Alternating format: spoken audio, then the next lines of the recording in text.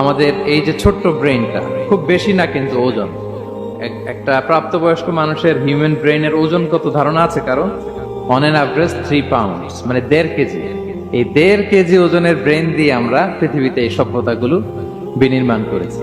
এবং আপনি শুনলে অবাক হবেন, আমাদের এই ব্রেইনের মেমোরি ক্যাপাসিটি, মেমোরি স্টোরেজ অনেক বেশি। বিজ্ঞানীরা গবেষণা করে ওনারা জানিয়েছেন যে আমাদের হিউম্যান ব্রেনের মেমোরি হচ্ছে 2.5 পেটাবাইটস। আপনারা মেগাবাইটের নাম শুনেছেন, গিগাবাইটের নাম শুনেছেন, পেটাবাইট হয়তো অনেকে শুনেন না। পেটাবাইট আরো অনেক বেশি, অনেক বড়।